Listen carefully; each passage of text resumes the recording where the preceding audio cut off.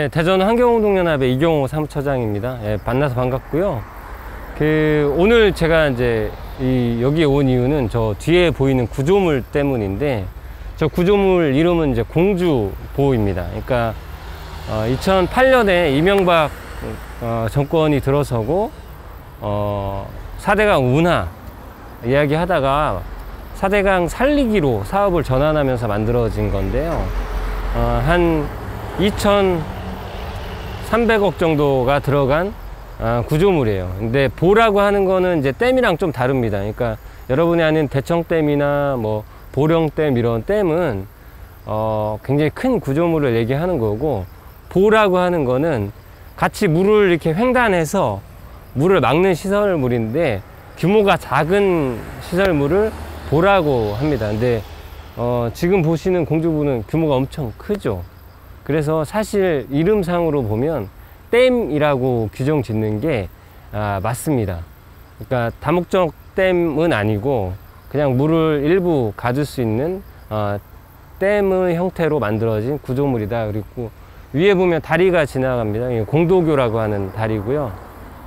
그 다리를 통해서 차량이 이동하죠. 원래는 차량을 이동하지 못하게 만들었었는데, 여기 안쪽에 사시는 주민분들이 이왕 만드는 거 차 다니게 좀 해달라고 요청을 해서 다리가 조금 만들어졌습니다. 그리고 2012년에 완공됐어요. 그러니까 한 8년 정도 지났죠. 이제 저희는 환경운동 하는 단체라서 이 구조물을 곱게 보지 않습니다. 그래서 사실은 이 수문이 막혀 있었어요. 여기 지금 시멘트 구조물이 보이고 중간에 비어있는 공간이 보이는데, 저기에 커다란 철문이 있습니다. 철문이 지금은 안 보이는데, 물이 흘러가는 저 지역은 철문이 있어서 물이 내려오면 7m 짜리예요, 높이가.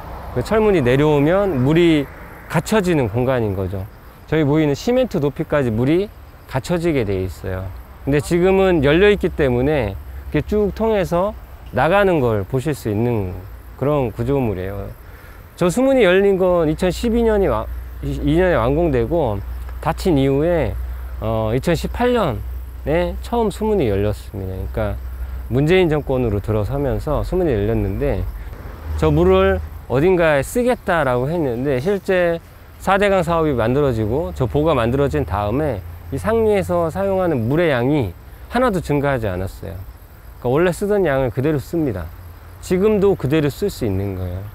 그래서 이용에 대한 수요가 없고, 우선 기본적으로 하나는 저게 만들어지고 나서 기억하시나 모르겠지만 2012년에 물고기가 떼죽음 당했습니다. 공주하고 부여 구간에 약 한 30만 마리, 많게 보시는 분은 60만 마리까지 얘기해요. 그러니까 거의 씨가 말랐을 정도라고 하니까요. 굉장히 많은 물고기 떼죽음 사건이 있었고, 그 뒤에 나온 동물들이 있어요. 태용동물이라고 하는 큰빛 이끼벌레, 언론 통해서 잘 관찰하신 분들은 기억하실 수도 있을 거예요. 그러니까 굉장히 이상한 생물체인데, 그게 창궐을 해서 강 바닥을 다 뒤덮습니다. 강 바닥을 이런 자갈이나 모래 이런 게 있어야 되는데 그 위를 피복해 버린 거예요. 그러니까 거기에 사는 생물들 있잖아요. 그 생물들이 살 수 없는 환경이 우선 1차적으로 좀 마련된 게 있었고, 그 다음에 나온 게 이제 녹조죠. 녹조 라떼라고 한번 예한 얘기 많이 들어보셨을 텐데, 이 보가 막히면서 녹조 라떼가 발생합니다. 원래 굉장히 맑은 물이었는데 이 댐이 막히면서 물이 가두어지는 거죠. 그 물이 가두어지면서 고인물을 썩는다고 하잖아요. 그 말이 그대로 입증됩니다. 그래서 매년 여름에 대규모 녹조가 창궐하다가 보통은 이제 겨울에는 녹조가 없어지는데, 이 댐 구조물이 만들어지면서 겨울에도 녹조가 그대로 유지되는 상황이 벌어졌어요. 그러니까 수질 자체가 너무 안 좋아져서 문재인 정권에서 4대강 평가를 통해서 수문을 좀 어떻게 할지 결정하겠다. 그러려면 어떻게? 모니터링을 좀 해보자. 수문을 열어서, 수문을 열었을 때랑 수문이 닫혔을 때랑 어떤 차이가 있는지, 그리고 어떤 게 더 좋은지, 경제적으로나 생태적으로나 아니면 그 인문학적으로나 어떤 게 좋을지를 평가해서 이 보호의 유지를 결정하겠다라고 이야기를 했고, 4대강 조사평가단 결론이 2019년에 났습니다. 그래서 19년에 이 공주보는 이 다리는 그대로 유지하고 이 물 흐르는 구조물은 없애는 게 좋겠다. 물을 막는 구조물은. 그런 결론이 지금 나 있는 상태예요. 그래서 어찌됐든 2,300억 정도가 들어간 구조물이 이렇게 바뀔 수 있는 변화되는 환경으로 바뀔 처지에 놓여 있는 거죠. 근데 아직 완벽하게 결정은 되진 않았습니다만 그렇게 유지가 되고 있는 구조물입니다. 그리고 이제 잘 보시면 알겠지만 저 구조물이 어떤 걸 상징하시는지 아실 수 있을까요? 어떻게 보이세요? 저게 상징하는 구조물을 저기다 표현을 해 놓은 거거든요. 근데 잘 모르세요. 사람들 오시면 뭐 투구냐 뭐 이렇게 얘기하는데 저게 이제 봉황입니다. 봉황에 대한 구조물로 해 놓은 거예요. 앞에 저게 이제 저쪽으로 보는 봉황의 모습인 거예요. 하루 쪽으로. 그 뒤에 이렇게 구조물이 하나씩 이렇게 솟아 있잖아요. 저게 이제 봉황의 꼴입니다. 그래서 저기 이렇게 물이 이렇게 쫙 나와요. 틀으면. 제가 틀은 걸 본 적은 없습니다만 어쨌든 그렇게 구조물을 상징화해서 만들었고, 저는 이런 구조물이 하천에 미치는 영향이 굉장히 큰데 그 영향에 대한 충분한 검토가 되지 않고 만들어지면서 이런 다시 해체 결정이나 이런 걸 해야 되는 걸 만들었다, 이렇게 저는 보고 있습니다.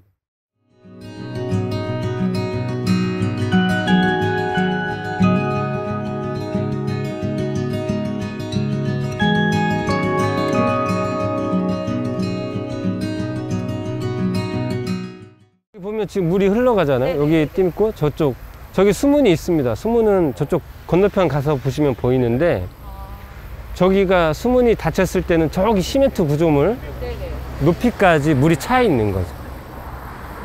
차 있는 거예요. 지금 저 선이 어디냐면 저기 지금 보면 풀하고 약간의 경계 구조가 보이잖아요. 저쪽에 보면 저 풀이 있고 약간의 흙이 보이는 사면을 보시면 저 높이까지 물이 차는 겁니다. 원래는 물이 차서 저게 지금 빠져가지고 저 경계가 일어난 거예요.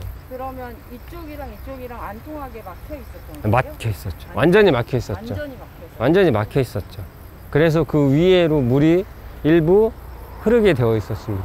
최근에 또 4대강 사업 해가지고 홍수가 덜 났다 막 이런 얘기 하더라고요. 근데 그 전혀 사실 무근인 얘기입니다. 왜냐하면 아까 얘기한 대로 이건 횡단해서 물을 막는 구조물이거든요. 물을 막았는데 어떻게 홍수가 예방될 수 있겠어요? 그게 불가능한 일이에요. 그러니까 보는 홍수를 유발하는 시설입니다. 그래서 준설한 효과를 계속 얘기를 하는데 이 보가 있는 한 준설한 효과가 나타날 수가 없어요. 보시면 알겠지만 여기 앞에 모래 쌓여 있잖아요. 네. 구조물 앞에. 그러니까 저런 것들이 이렇게 시멘트 구조물이 있으면 그 안에 뭐 토사나 이런 게 쌓여서 물의 흐름을 방해하게 되거든요. 그래서 오히려 홍수를 유발하는 시설일 수밖에 없는데, 약간의 이제 호도하는 것들이 좀 발생을 하더라고요. 근데 정리는 좀 돼가는 것 같긴 한데, 그래서 4대강 사업으로 홍수가 예방되거나 이런 거는 좀 아니다, 이렇게 말씀드릴 수 있을 것 같아요. 이게 보가 만들어지면 가장 기본적으로 흐름이 방해되잖아요. 그래서 물고기의 종으로 움직일 수 있는 구조를 막습니다, 생물은. 그리고 하나는 금강 요 물 아까 보시면 수량이 지금 굉장히 많은 거예요, 비가 와서. 근데 금강의 평균 수심은 어느 정도였냐면 80cm였어요. 80cm. 그러니까 여기 뭐 허벅지 정도, 사람 허벅지 정도 오는 수심에서 살고 있는 거예요. 거기에 깊은 물도 있고 낮은 물도 있습니다, 반드시. 왜냐면 뭐 파여 나가는 공간도 있고 고이는 공간. 그래서 하천에서는 그런 공간을 소라고 해요. 무슨 소, 범용소 뭐 이렇게 해가지고 깊어서 물이 고이는 공간, 뭐 3m, 뭐 깊게는 뭐 몇십 미터까지 그렇게 하는 공간이 있고, 여울이라고 하는 공간이 있습니다. 물이 급하게 흘러서 물방울이 막 흘러가는. 그래서 하천은 여울하고 소가 이렇게 계속 반복되는 공간인데, 금강이 자연 상태로 유지됐을 때 여울하고 소가 계속 반복되면서 유지되는 평균 수심은 80cm였어요. 80cm. 거기에 살도록 이 모든 생물들이 적응을 해 놓은 거죠. 깊은 물도 있고 여울도 있고 고인 물도 있고 흐르는 물도 있는 그런 공간에 나누어서 공간들의 배치를 통해서 생태계가 유지되고 있었는데, 이거는 아까 얘기한 대로 7m 짜리거든요. 이게 80cm이던 수심을 7m로, 그러니까 뭐 6m라고 얘기하잖아요. 평균 수심 6m. 근데 금강은 4.5m를 유지하게 되어 있어요. 평균 수심은. 그러니까 80cm던 거를 4.5m로 늘려놓은 거예요. 그럼 어떻게 돼요? 밑에 사는 생물들이 살 수가 없는 거죠. 기본적으로 우리나라는 잘 보시면 흐리잖아요. 물이 탁도가 높습니다. 탁도가 높아서 물이 깊으면 햇빛이 들어가질 않아요. 그 다음에 뭐가? 공기가 들어가질 않습니다. 그래서 깊은 물에는 식생이 자리 잡지 못해요. 기본적으로. 그래서 그 생태계가 완전히 파괴된다라고 할 수 있어요. 그래서 원래 흐르던 물에 사는 물고기가 있고 고인물에 사는 물고기가 있는데, 이 강이 자연 상태로 유지되면 이 두 종이 같이 살 수 있는데, 이게 막히면서 어떻게? 고인물에만 사는 물고기들이 늘어나고 흐르는 물에 사는 물고기가 주는 거죠.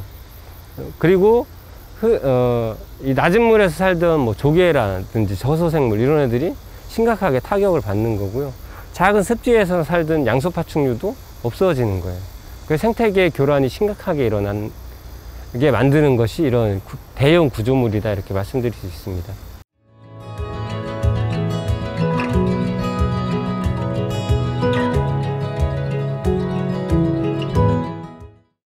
갈 곳은 이제 곰나루인데요.